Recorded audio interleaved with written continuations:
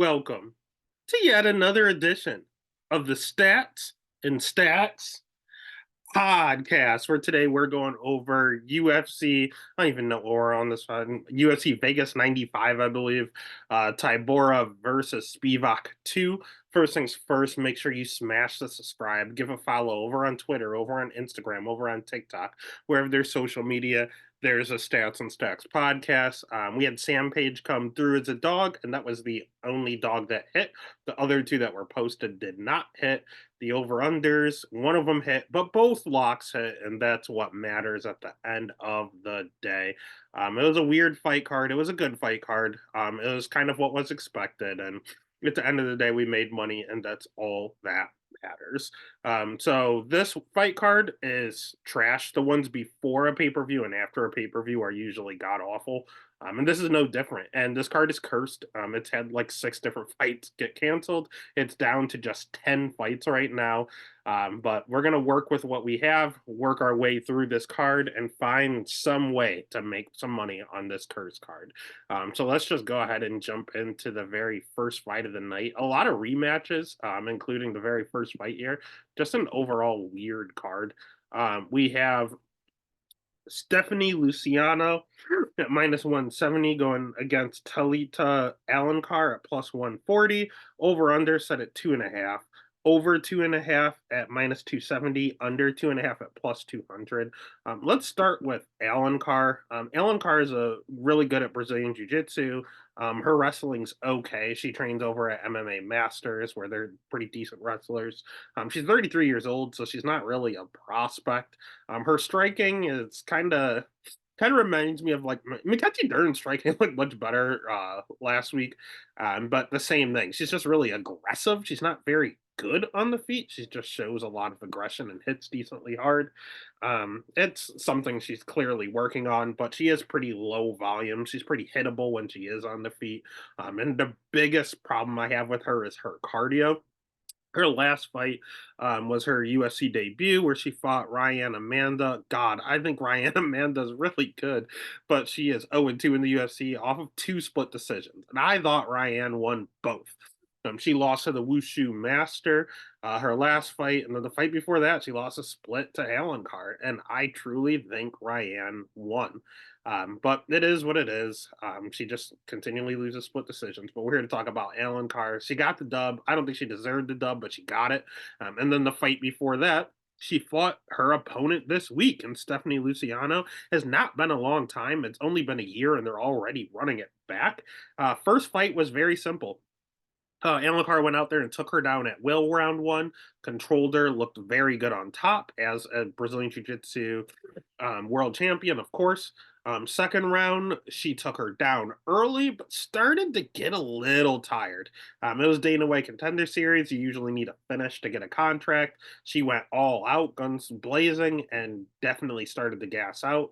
And then the third round, she was absolutely gassed. She had nothing left, could barely get up, could not get a takedown to save her life.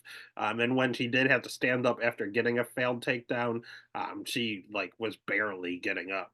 She's durable, she's tough. Most girls would have wilted under that. So she survived, but she definitely got 10-8'd because she couldn't move. She couldn't move her arms. Her arms were pumped with blood. Her lungs were absolutely just toast.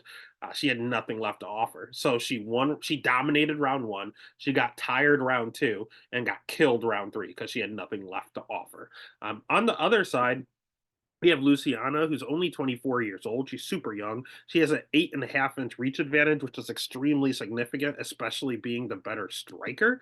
Her striking's good. Her volume's really good. Her jujitsu's okay, just mainly on the fact that she has a few subs and she did not get subbed by Ellen Carr, who's really good on the ground. And her wrestling, it's not good. It's not bad. Ellen Carr definitely was able to get her down, but she's not a fish out of water when it comes to wrestling. She's very wiry. Just that's the best word I have to describe her. The problem I have with her is that she has not fought since that contender series loss. They both got a contract for some strange reason. She was gonna fight Shauna Bannon. She would have killed her. But that fight fell through. Then they were going to give her Julia Polistri. That was going to be a pretty interesting fight there. Two Contender Series fighters going at it. But then she pulled out, and now she's fighting Alan Carr again. So her last fight was literally the same girl just a year ago, coming off two canceled fights. That's just weird. I don't know what's going on here. Again, she's the better striker. This is the definition of striker versus grappler. She has the much better cardio. Alan Carr is the better wrestler and a much better jujitsu. Alan Carr in the first matchup was a minus 240 favorite. They fought to a draw in which Alan Carr won 2 out of the 3 rounds, and now Alan Carr is a plus 140 dog. I don't know what I'm missing. I don't trust Alan Carr's gas tank at all, but how on earth do you not bet Alan Carr in this? Like, what did Luciano do to now be a minus 170 favorite? She was like a plus 200 dog and has done nothing. She's had 0 fight since. All she did was come off of an injury. So it's Alan Carr all day. Do I think she wins the fight? I don't know. I don't feel great about it, but there is not a shot I'm betting Stephanie. And Alan Carr is definitely very, very, very live. So the pick is going to be Alan Carr. The bet's going to be Alan Carr. Someone tell me what I'm missing. Next fight of the night is not one we need to spend much time on because hopefully it's just an absolute massacre. We have Jarno Aarons at plus 340 going up against Yusuf Zalal at minus 440.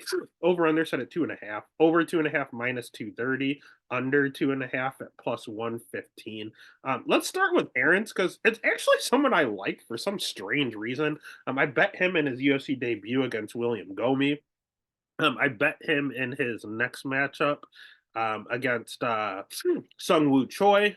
And then I didn't. I did bet Sung Woo Choi. I'm sorry. He had a really close fight against Sung Woo Choi. And then I bet him in his last fight where he got his first UFC win against Stephen Wynn. Aarons is only 29 years old and he's showing improvement each time out. He's a very good striker, man. It's underrated striking. His jiu-jitsu is not bad.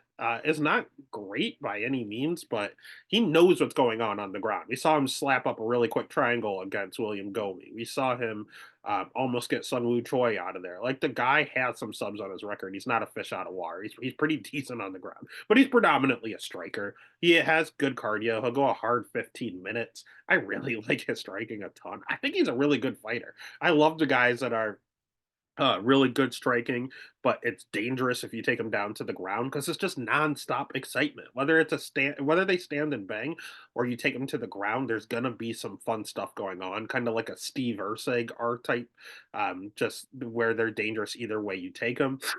The problem with Aaron's is that he has 28% takedown defense. That's one of the lowest I've ever seen in this weight class.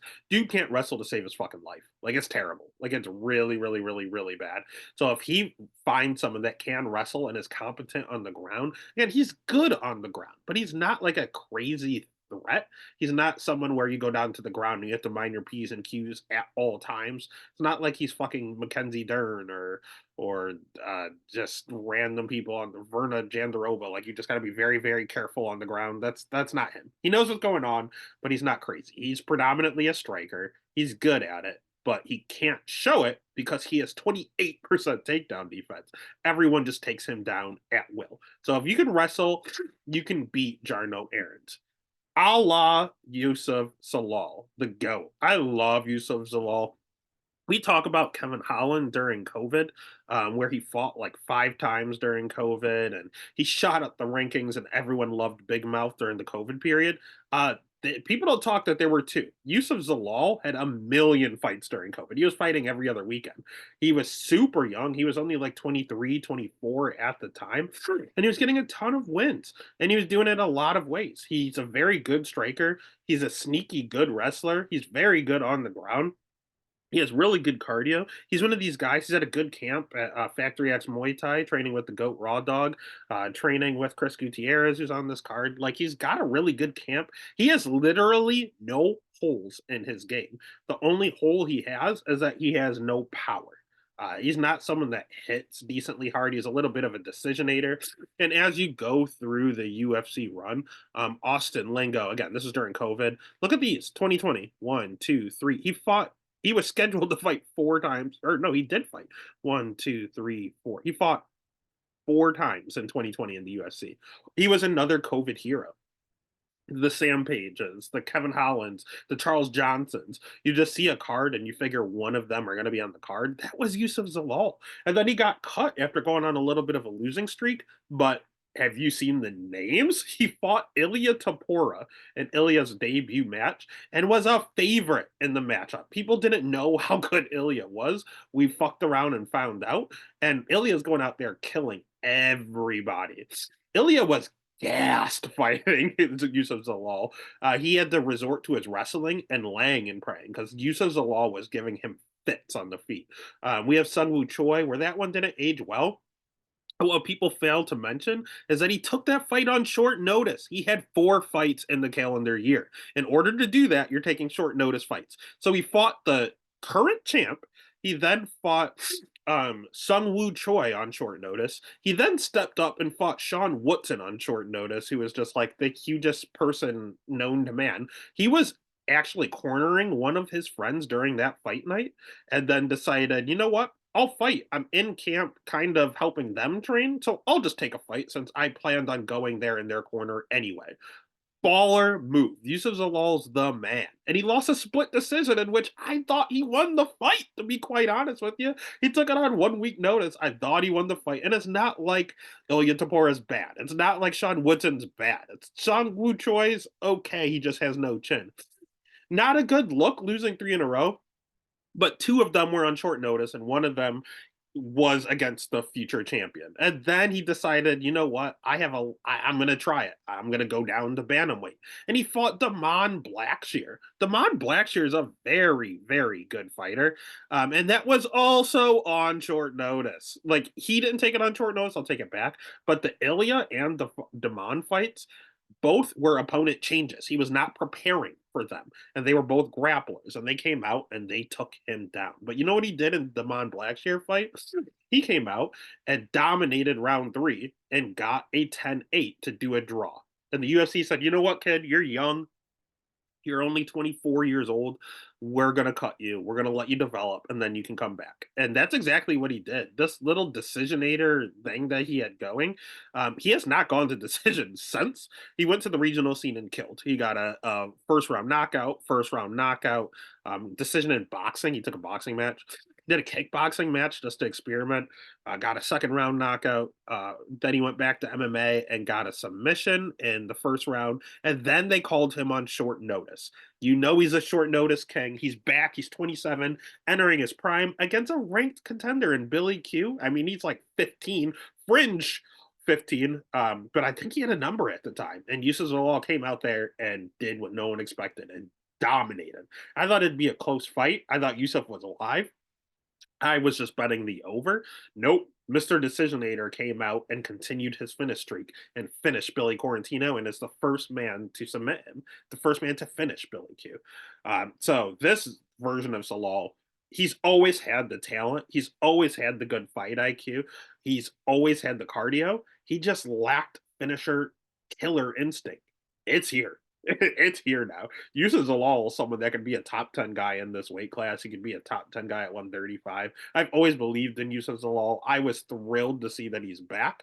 And honestly, I think he's going to continue. This is a setup fight as a thank you for taking all those short notice fights. Here's Jarno Aarons. Hey, if you want to strike with him, Yusuf has a 2-inch reach advantage. He's probably the better striker. Hey, it's going to be very close, but I think Yusuf has him on the feet. But if it goes to the ground, Yusuf is head and shoulders better on the ground. And if when it comes to wrestling, Yusuf, who sprinkles in his takedowns, 28% takedown. Zalal can take down Aarons anytime he wants. He can strike with them anytime he wants. He can grapple with them anytime he wants. He's going to decide how he's going to win. So the over-under is a little tempting at the under being plus 175 since Yusuf is on this finishing streak. However, Jarno's someone who I don't think has ever been finished. Minus 440 is a heavy price to pay. I'm not laying that by itself, but Yusuf Zalal is the pick, and he will be a part of every single one of my parlays just to juice it up. God, knock on wood, I don't see how he loses. Pick is Yusuf, bet is Yusuf in every parlay. Next fight of the night, we have Carl Williams at minus 205 going against Jonita Denise at plus 170. Over under set at 1.5. Over 1.5 minus 210. Under 1.5 at plus 160. Let's start with Carl Williams. Carl Williams is a striker turned wrestler. He's also a light heavyweight turned heavyweight. He's basically taken the Jailton Almeida approach where he's just an absolute physical specimen. I mean, look at the guy, former football player, learned how to wrestle. He out wrestled Jimmy Lawson, which is like a Division 1 athlete in wrestling, so that was pretty impressive. And when he did that, he decided, you know what, this wrestling thing is a lot easier than striking. The dude's been wrestling ever since. Like this dude is dominating heavyweights. Why? Middleweight, light heavyweight, and heavyweight don't have wrestlers. They just physically don't. Middleweight, Robert Whitaker can wrestle. Hamzat can wrestle if he ever fights. That's it. I mean, Driscus Duplessis might be the next best wrestler. There's no wrestlers, literally. And the guys I just mentioned that can wrestle are all at the top of the weight class. When it comes to 205, Alex Pereira is your world champion because he has not fought a wrestler for a reason. There's not very many of them in the weight class, and the UFC is doing everything they can to keep him away. There's a reason Magomed Ankalaev has not fought him yet. And Magomed's not even that good of a wrestler, but it's not going to take much. We saw Jan Blachowicz try to utilize that and gas out doing so. But Jan is 40 and not a wrestler, but he was even able to take down Alex Pereira multiple times. Moral of the story is if you're at a weight class where there's no wrestlers and you can wrestle, it's an advantage. Same thing with like women's MMA. Erin Blanchfield made it all the way to a #1 contenders fight because she can wrestle. She's only 22 years old. She has room to grow, but she can wrestle. That's what it takes here. And at heavyweight, Williams realizes there's zero wrestlers. There's Curtis Blades, who just fought for a title. Tom Aspinall can wrestle a little. Current champion John Jones can wrestle. Current champion. It's like literally, if you can wrestle at these weight classes, you're nasty. And Williams figured it out, and he is just takedown city. Jimmy Lawson, takedown. Lucas Bresky, like 8 takedowns. Chase Sherman, 2 takedowns. Justin Tafa, like 5 takedowns. He just takes you down, holds you down. That's it. Little bit of a decisionator. Before he had his wrestling epiphany, you saw round 1 knockouts, and he got choked. His jiu-jitsu is not great. Um, you saw him getting other round 1 knockouts. Like he was getting some knockouts, but he was still even going to decision a little bit there. So moral of the story is he's a good wrestler at heavyweight, which is a cheat code. He's 34 years old, which is not bad for heavyweight. He's freakishly fast for heavyweight. Jiu-jitsu sucks. That's the problem with him. He's getting all these takedowns. He's getting all these decisions because he can't hold you down. He doesn't do a great job keeping you on the ground once he gets you there. He just has to keep taking you down over and over and over, and he slows down doing it. He claims that he's not gassed out in his fights, but the dude's tired. You don't put your hands on your hips. You can have any excuse you want saying you played football and that's what you're used to. There's a litany of football players in the UFC and they're not putting their hands on their hips. He's tired. He's tired. There's no ifs and buts about it. He's taking down 270-pound men repeatedly. It's tiring. We get it. You should be tired doing it, but it's working. So he takes you down. You get tired getting back up. He can strike. He's a good striker. We saw it pretty much in the Chase Sherman fight. He was struggling to get the takedown in the second round at one point, but he resorted to his striking, and he has good, clean striking. It's a little low volume for my liking, but he can if he wants to. But at the end of the day, he's really a 205 pounder, figured out that he's bigger and faster. And if he can out wrestle them, it's an easy path to victory, and it has not let him down. On the other side, we have Denise, who is the polar opposite. Denise is a glory kickboxer. So we just talked about Alex Pereira. We talk about Israel Adesanya. These glory kickboxers, Giga Jakadze, they come over and they dominate because a lot of these weight classes, they don't have a ton of good wrestlers. If you can't wrestle, you're good. You have to strike. And these people have been striking their entire lives.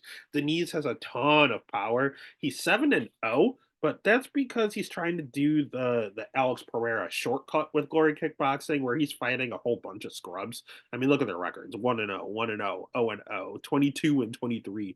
Like he's not fighting good level of competition. But he is a very, very, very good striker, has a ton of power. My problem with him is that his jiu-jitsu's ass. We saw Austin Lane take him down, and he literally couldn't get up. And Robles de Spain scarred me for life. Like these strikers that you're like, you think all they do is train getting up. Like Israel Adesanya can get up. He's developed a good takedown defense, and he's developed a good get up game. Not everyone is built the same way. And this Denise Glory kickboxing, ish. No, he's not getting up. He pulls. You're either going to be Izzy or you're going to be Robles to Spain. He's Robles to Spain. He gets taken down. He ain't getting up, and that's frightening. Especially going against someone like Carl Williams. But Carl Williams can't hold you down. So, immovable force meeting the unstoppable object. Something's going to happen here. One of these people are going to change their ways. But his wrestling's bad. His jiu-jitsu's bad. He's predominantly a striker. This is only a striker, honestly, solely a striker. My problem is he hits so goddamn hard, and the few times Williams is standing, he does have a tendency to get cracked, mainly because he's very low volume. But Justin Tafa cracked him. Chase Sherman cracked him a few times when they did exchange on the feet. If Denise hits him the way that the other two did in his last two fights, as people are catching on to his strategy, it's concerning. He might go out one of these times, to be honest with you. So I think Carl Williams dominates. I think Carl Williams makes it look super easy. And I want to take but like something in my head, something in my gut is seeing Denise just catch him coming in. And that frightens me. I mean, Derek Lewis beat Curtis Blades. That shouldn't have happened. Derek Lewis's bad takedown defense. Curtis Blades is a great wrestler. He should be able to take him down and kill him. He went for the takedown, got uppercutted to death, and that was that. So, like, I'm scared something like that could happen, especially with Denise's experience as a kickboxer, like a knee coming in or uppercut, something. I'm very scared that Carl Williams, who is a natural striker, who's become a wrestler, can get caught coming in. So part of me was like, I'm just going to bet the under. That way, if Denise catches him, we win. And the if Carl Williams takes him down, he'll just ground and pound him or he'll submit him. But Carl Williams doesn't do that. He just holds you. He has zero submissions. Like, so is he going to get the finish? Are we going to see the first Carl Williams finish in the UFC? I don't know. I don't know what to do with this fight. Carl Williams is the brain pick. Carl Williams should kill him. But my gut is screaming Denise can catch him and to just take the under. The under's plus money at heavyweight. And now it is at 1.5. So do you just say fight doesn't go the distance? I don't know. Is Carl Williams going to continue his decision ways? This is the one fight I want to stay away. This is one of them I just need to stay away from. But gun to my head, the pick is going to be Carl Williams, and the bet's going to be the fight does not go the distance. I'll eat the chalk. It's heavyweight, and you're getting a good line for heavyweight, especially a guy that's a heavyweight knockout artist. Yeah, the bet would be fight doesn't go the distance, but I'm nervous about it. Next fight of the night. I have a little more confidence in this one. We have Carol Rosa lying the same at minus 205, going up against Patty Kianzad at plus 170. Over 2.5 minus 475, under 2.5 at plus 325. Let's start with Panny. Panny is someone I backed in the past, but I can't back her here. Panny has good striking. She's 32 years old. She throws a ton of volume when she's on her feet. Her cardio is not good. It's not bad. It checks out. Um, but that's about it. Her jujitsu's god awful. Her takedown defense, she's rocking a 66% takedown defense. We're seeing people like Macy Chase on take her down. She doesn't have any bad losses. Raquel Pennington's the current champ. Ketlin Vieira's basically about in a number one contenders fight. And Macy Chazon is top 5 in the weight class. So she's only lost to girls that are top 5 in the weight class, literally. But her wins are awful. Like Lena Landsberg's awful and retired. Alexis Davis is awful and retired. Sarge Usbank is okay, but she's cut. Beth Carrera, when she fought her, was in 2020. She retired. She's only fighting like 40-year-old women. And Jessica Rose Clark is her other win, and she's cut. She also lost to Julia Avila. I totally missed that. Sorry, Julia Avila. So yeah, man, she's only lost to girls that have retired, or she's only beat girls that have retired or cut, and then she's only losing to girls that are top 5 in the weight class. So I don't really know what you think of Panny Kianzad, but as aforementioned, there's not a lot of wrestlers in the weight class, and it seems like her takedown defense is trash. 66% takedown defense. When she does get taken down, it's with ease. On the other side, we have Carol Hossa, who is basically a generalist. Sneaky good jujitsu. She is a Brazilian jiu-jitsu black belt. She doesn't utilize it a lot. She's clearly the better ground practitioner. She has an inch and a half reach advantage. So if this is on the feet, we like that. She has good striking with a ton of volume. We like that. She loves to use that low leg kick, and Pandy Kianzad is a boxer. So she's usually very heavy on her feet and very, very easy to leg kick. And she will sprinkle in a takedown or two. We saw her sprinkle in a takedown against Norma Dumont, against Yana Santos, Lena Landsberg, their common opponent. She will go out there and get a takedown if need be. Jocelyn Edwards, she just has very good fight IQ, but she throws a lot of leg kicks against boxers, and that's what Panny Kianzad is. She's better going forward, but Panny doesn't pressure too much. So she throws even more volume than Panny. She doesn't hit as hard, but she's fought the better level of competition. They fought a lot of the same girls. She fought Bess Carrera as well. But I don't know, man.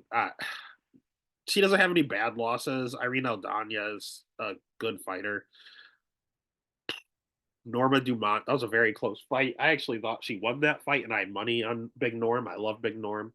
And Sarah McMahon is an Olympic wrestler who I actually watched live just take her down repeatedly and hold her down. So yeah, not a lot of great wins, not any bad losses. But I will say Carol Hossa is the much better fighter, the much more complete fighter, the better fight IQ. She just has everything you would want. I do think she should probably be at 125, but at 135, she still has enough for Panty. So the pick is going to be Carol Hossa. The bet's going to be Carol Hossa. Next fight of the night is one that I'm very confident in, which very scares me a shit ton. We have Charlampos Gregorio at minus 225 going up against Toshiomi Kazama at plus 185. Over under set at 1.5. Over 1.5 minus 140. Over 1.5 minus 140. Under 1.5 at plus 110. Let's start with Gregorio. He's weird. I don't like him, to be honest with you. You just see these guys and sometimes they just rub you the wrong way. The dude's very, very cocky and conceited, and I really don't like him. He's at a good camp at Sarah or at Longo MMA. So he's training with Aljamain. He's 135, so he's literally training with Marab and Aljo every single day, which is as good as it gets for the weight class. And Aljo going up is even better for him. He has okay striking. It's not that great. It's not that crisp, but he hits hard. He has a ton of power. He's not a bad striker, but he makes up for his lack of technique with sheer power. His jiu-jitsu's okay. Again, he trains with Aljo and Marab every single day. And his wrestling's good. He will mix in some takedowns here and there. Very good defensive wrestling. Dude can wrestle, and coming from that weight class, it's kind of a staple. You would assume he can wrestle and grapple. And his striking, like the rest of them, is not great, but he does hit harder than Aljo and Marab. The dude, he does hit decently hard. I'll give him that. His schedule is terrible. He hasn't fought any really good fighters. The best fighter he fought was literally Chad and Ellinger, and he lost. He got dominated. He throws very, very heavy leg kicks. That's probably the favorite part of his game, and he does even have a leg kick finish to his repertoire. But he's very low volume. For as hard as he hits, he's not doing it with a ton of volume. I don't like that. And his cardio, I've seen him look good and bad. It looks like his cardio is bad when he's forced to wrestle a lot. When he's grappling nonstop, he does get tired, and that concerns me. Mainly in this matchup because Kazama, let's just be honest, he can't strike at all. Like he might be one of the worst strikers in the UFC. Very good on the ground. He's a jiu-jitsu practitioner. He'll have an inch and a half reach advantage here. He'll have the age advantage being 27, but he can't strike. He can't do anything with that reach advantage if he can't strike. Jiu-jitsu is good. When you look at his record, he has 10 career wins. Let's see how many of them are by sub. We have decision, cool. Triangle choke, arm lock decision. heel hook, ground and pound. So on the ground, punches from twister position. Jesus, armbar, ground punch. So he has one decision, and all the rest are finishes because he's on top of you on the ground. Dude's jujitsu and ground game is solid. Here's the problem: wrestling not that great. It's not he can take down lower level competition, but we're talking about Gregorio training in a wrestling area in New Jersey and New York and training with Marab and Aljo every single day. I don't think Kazama's going to be able to take him down, and Kazama can't get you to the ground. We've seen it. Rinya Nakamura knocked him out in 33 seconds. Garrett Armfield knocked him out in the first round. And when you go back and you check his record, fight before that, he got knocked out 6 seconds into the second round. He has 4 career losses, and 3 of them are by knockout. The dude can't strike. He's chinny when you do hit him. And if he can't take you down, you're in trouble. His cardio's okay. I'd say it's pretty much a wash there. But again, he needs to get this fight to the ground. I don't know if he can. I know he can't strike. So if he can't and he's chinny and he's fighting a power puncher who can defensively wrestle, I think he's in trouble. MMA math says Gregorio kills him. It's not even close. And Gregorio by knockout is the bet. I don't like trusting bad fighters. Gregorio's not a good fighter. I just bet against him with and Hellinger. Like, that's not good. Gregorio is not good. But Kazama, this is a terrible matchup for him, and Kazama's just as bad. So the pick is going to be Gregorio. The bet's going to end up being Gregorio. I would probably say Gregorio by KO, but it depends on how much juice you're getting. Uh, yeah, I'll probably just do Gregorio by KO straight up and call it a day. Next fight, we have Yana Santos minus 140 going up against Chelsea Chandler at plus 120. Over under set at 2.5. Over 2.5 minus 345. Under 2.5 at plus 250. God, this fight is gross. I can't believe it's on the main card. Let's start with Yana Santos. Yana Santos is 34 years young. She's fought a great level of competition, and she has pretty decent striking. That's where the positives probably end. 42% takedown defense. That is not a good number. When you take her down, she does not have a good get up game. You take her down, she ain't getting up. Not good. Jiu-jitsu, not good. She's been clinching a lot as a striker, so I don't know what's going on here. Her last few fights we saw in the well, not the Ketlin Vieira because he was on top the whole time. The Carol Hossa fight, there was a ton of clinches. Holly Holm, there was a ton of clinching. Holly Holm's been doing the same thing. She's a striker that's been clinching. Irene Aldana, she tried to clinch, it didn't work. And Ketlin Vieira, it shows that as a win, but she did not win that fight. Ketlin Vieira just threw like 10 strikes that fight, fresh off of getting knocked out. Um, but she had like 13 minutes of control time. It was something crazy. Santos couldn't get the takedown, and she was just throwing pitter patter shots off her back, and the judges gave it to her. It was very strange. Santos does have good cardio, and again, her losses are good. Holly Holm, Carol Hossa, Irene Aldana, Ketlin Vieira. These are good fighters, but well, Ketlin Vieira, she got the win somehow. But I mean, her wins aren't exactly great. Julia Stoliarenko, who I don't think is still in the promotion. Lena Landsberg, again, retired and cut. Marina Renault, retired. Like, she has no good wins on her UFC record. Zero, literally. So, I don't know, man. I think Santos is definitely the better striker here. She just circles a lot and she'll throw stuff at you with zero power, but it's circling with jabs like a 3 punch combination, zero power whatsoever. And then she runs in for the clinch. That's all she does. Circle, circle, circle, throw a combination, clinch. Circle, circle, circle, throw a combination and clinch. And somewhere in between there, you're probably taking her down. 42% takedown defense, not good. On the other side, we have Chelsea Chandler, who I think is one of the worst girls in the weight class. Chelsea Chandler is really good jujitsu. She trains with the Diaz Bros in California. That's where the compliments end. She's big for the weight class, so make sure you watch weigh-ins. She's someone that wants to fight at 145. 145 is a dead division, so she's forced to make 135 now. Yeah, she's massive for the weight class, but she's 33 years old, so she's not much younger. Striking's god awful. She, as big as she is, doesn't hit that hard, but she does have very, very good ground and power. If she takes you down, she hits like an absolute truck on top. But on the feet, it's kind of pitter patter stuff as well. She's extremely slow. And she's notorious for being the meme of getting rocked and then running across the octagon, head down, literally running away from her opponent. The thing is, she did it twice. She did it with Big Norm, and then she did it again with Josie Nunez. She got hit and she ran away. She has the worst reactions I've ever seen in UFC history. Like, it's bad. If she gets hit, she freaks the fuck out. For someone that's that big and acts all big and bad and tough and tries to fight girls during the weigh-ins, says she's from Stockton, motherfucker. She's kind of a bitch. She gets hit, dude. It's bad. Like it's really, really, really bad. She's extremely slow. She has a tendency to slow down in her fight. She doesn't have the world's greatest cardio. She's just a size bully. She's just massive up there. Uh, but her wrestling's not great. It's okay, but that might be all you need for Santos. 42% takedown defense. If Chandler gets on top of Santos, it's a wrap.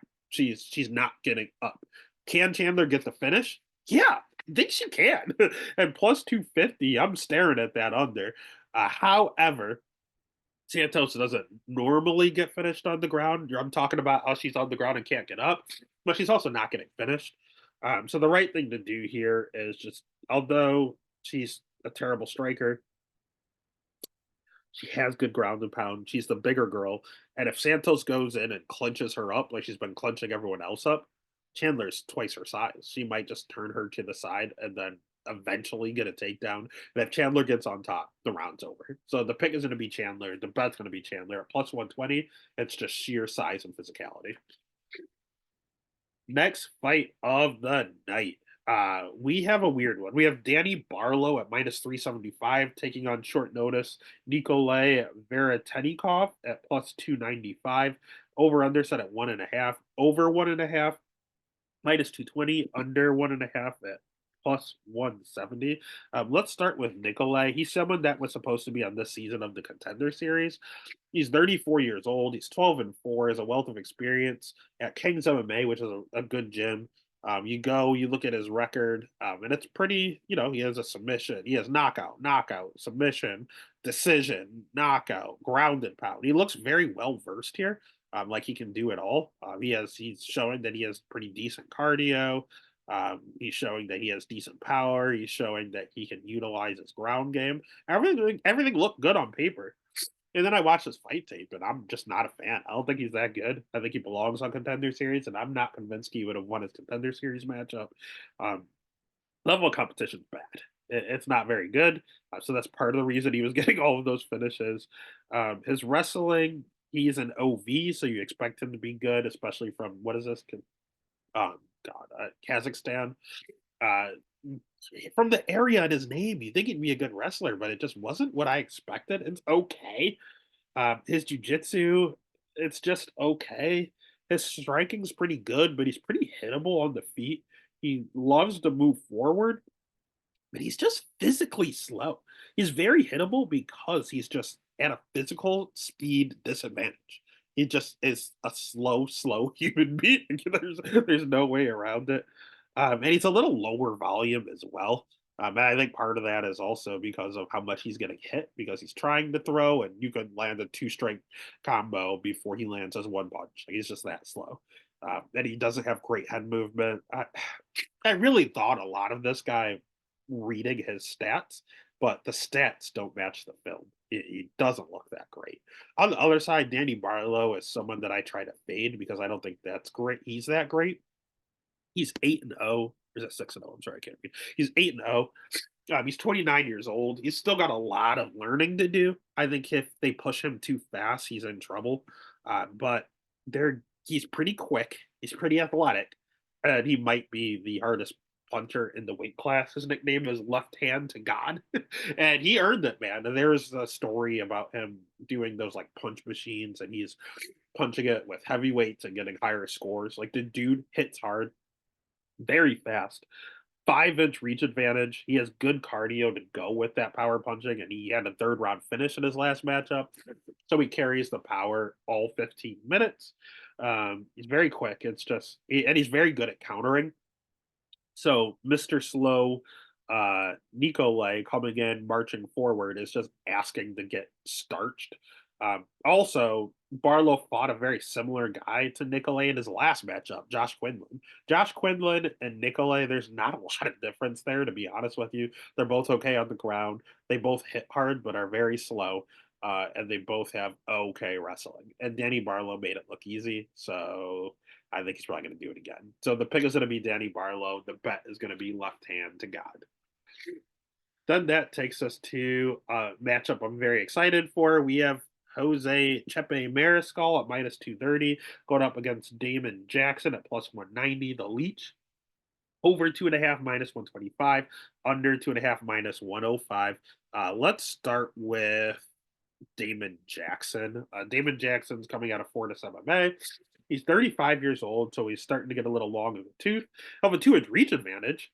He does have good wrestling. He does have good jiu-jitsu. His striking is improving, but it's not good at all. He's very low volume, very hittable on the feet. 40% takedown defense shocked me because he's someone that grapples a ton. He can dish it out, but if you try to take him down, he's not great at stuffing it. I think it's because he's so tall and lanky. It's easier to shoot doubles and singles on just really tall people. And he's very chinny. I mean, the dude has 6 career losses, and he's been knocked out in 1, 2, 3, 4, 4 of them. He got choked up by Yancy Medeiros, which is a terrible look. This is his second run in the UFC. He was in the UFC.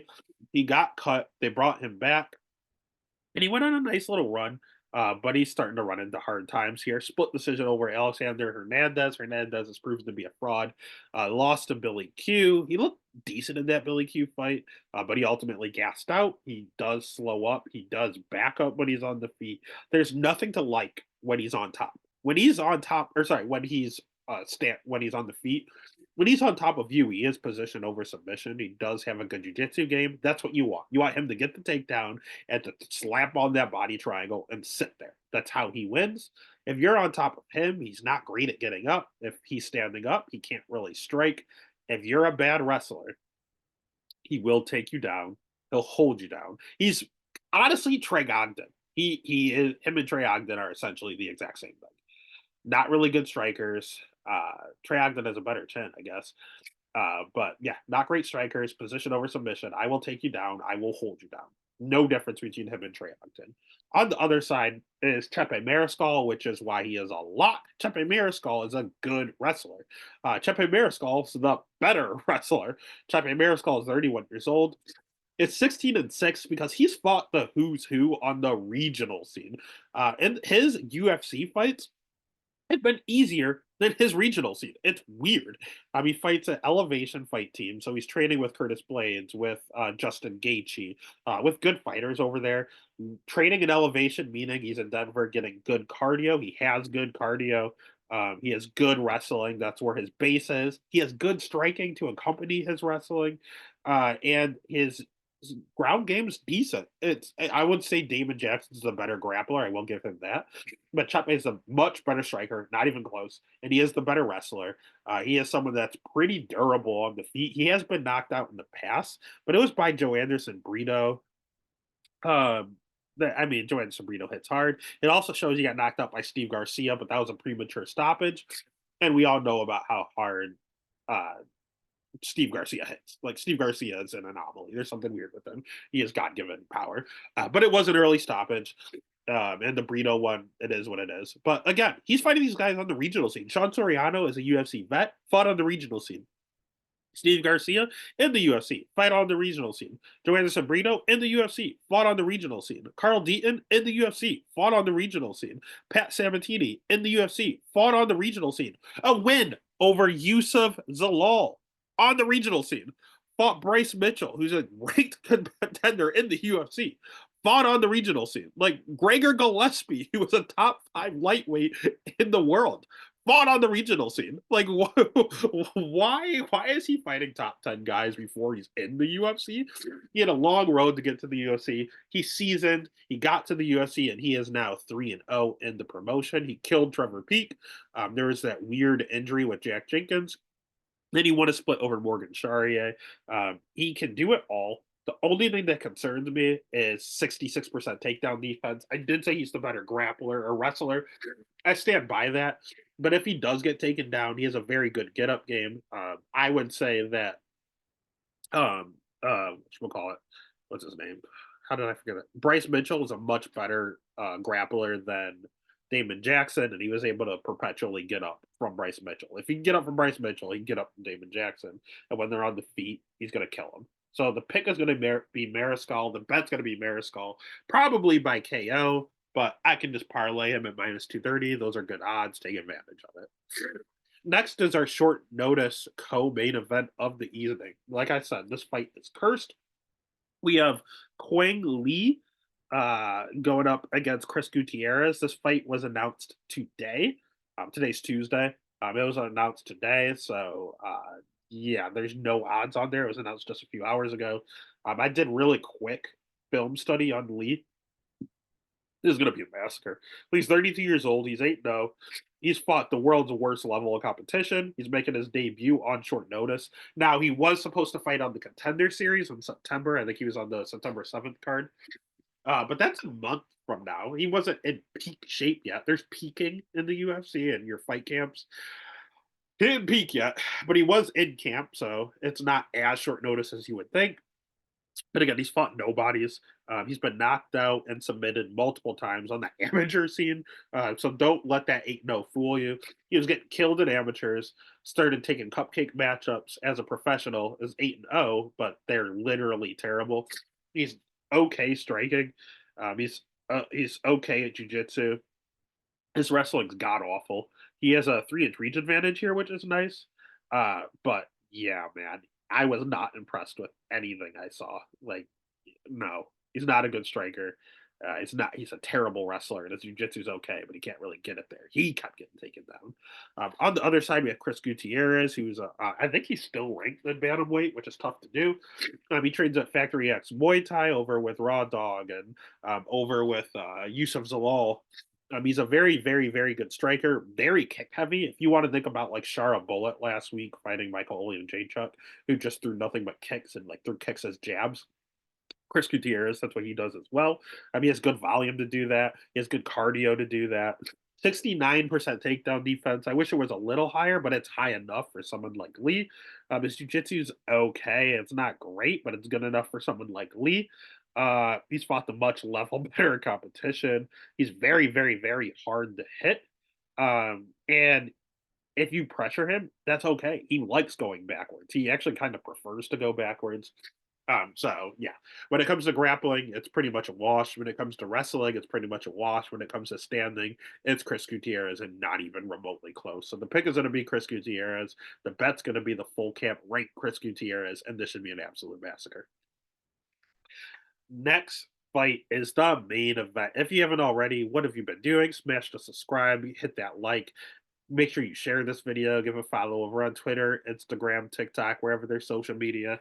There's the Stats and Stacks podcast. And we have our main event already. Only a 10-fight card. We have Marcin Tybura plus 135 going up against Sergey Spivac. What is it? The Polar Bear, I believe. Minus 160. Over 3.5 plus 100. Under 3.5 minus 130. This is a rematch from 2020, so just 4 years ago. Let's start with the Polar Bears, Sergey Spivac. He's a heavyweight wrestler. That helps. Like I said, you are going to be ranked if you can wrestle. He's 29 years old. Wrestling is definitely his forte. A lot of good throws, a lot of lateral drops, a lot of judo throws. His jiu-jitsu is okay. It's not great, but it's usually above most of the other heavyweights that he's fighting. His striking leaves a little to be desired. It's very robotic. It's very rudimentary and simplistic. He's able to get by on it, but if he gets any wrestling resistance and is forced to strike, he's in a little bit of trouble. We saw that with Cyril Gahn. We saw that with Tom Aspinall. I mean, those guys are top of the weight class, but he is very hittable on the feet. He himself can be taken down. We saw Alessio Oleinik take him down, and we saw Alessio Oleinik win around on the feet, so that was sketchy. And he does slow down in this fight. He can go 15 minutes, but this is a main event. This is a 25-minute fight. I don't know if he has 25 minutes of cardio in him. I truly don't, especially if he's forced to wrestle a ton. He's not a good striker. He kind of has to wrestle, and when he does so, it makes him tired. So I don't know. He's not really someone I believe in. And he is getting knocked out. He got knocked out by Cyril Gane. Got knocked out by Tom Aspinall. He got knocked out by Walt Harris. He's been knocked out in 3 of his 4 losses. The one where he didn't get knocked out was a decision loss where he got absolutely dominated by his opponent this weekend, Marcin Tybura. Marcin Tybura is they've already fought in Tybura. It wasn't even close. Tybura took him down 2 times. Spivac was unable to take down Tybura. Why? Because Tybura can also wrestle. In Tybura, we saw him fight Alexander Romanov. I love Romanov, but he has no cardio. Tybura does. He can go 25 minutes. He's pretty. We saw him look good cardio wise against Alexander Volkov, against Alexander Romanov. Like the dude has good cardio. At heavyweight's one of his best attributes. He has good wrestling. His striking's okay. He doesn't carry a ton of power. It's nothing to write home about, but it is better than Sergey Spivak's, and we saw that. His jiu-jitsu's okay. We saw him win his last fight by submission against Tai Tuivasa. That's a good win. He was able to take him down and submit him. He's a little chinny himself. He's getting knocked out by the same guys. Tom Aspinall. He's getting knocked out by Augusta Sakai. That one didn't age well. Shamil. That one didn't age well. Derek Lewis. That's fine. He lost a heavyweight champ and Fabricio Verdum. No shame there. So yeah, he's been knocked out a few times, but I mean, Derek Lewis and Tom Aspinall knocking you out. What are you supposed to do? So at the end of the day, the only reason Tybura is the better striker, wrestling's a wash, and jujitsu is basically a wash. But Tybura also has the better cardio. So if Tybura has won this matchup, he has more advantages. Why is he the dog? Because he's 38 years old. Vegas is looking the fact that he's 38 years old. He's bound to slow down. Spivac has the higher ranking next to his name, so Spivac should be the favorite. No, they're wrong. Nothing's changed. It's been 4 years. Spivac's striking has not gotten better. Spivac's cardio has not gotten better. His wrestling is the same. His jiu-jitsu is the same. He has not changed. Tybura, also 38 years old. You think he's slowing down? Has not changed. It's the same fucking thing. Yet the winner of the last matchup is the underdog. Makes absolutely zero sense. Someone make it make sense. The pick is Marcin Tybura. The bet is Marcin Tybura. And that's UFC Vegas 95 Tybura Spivac 2. I think, honestly, I have a very good read on this card. That scares me. There again, the Denise fight scares me the most on this entire card. But outside of that, you have like 2 live dogs, and the other 7 should be easy peasy lemon squeezy, and that concerns me. The overconfident cards are the ones where you get shocked and you just turn it off because you're pissed off, or we're going to have one hell of a night and hit crazy parlays. We're going to crush or we're going to get crushed. There's zero in between. So let's gear up. Let's hope we're right, and let's make money. Let's get it.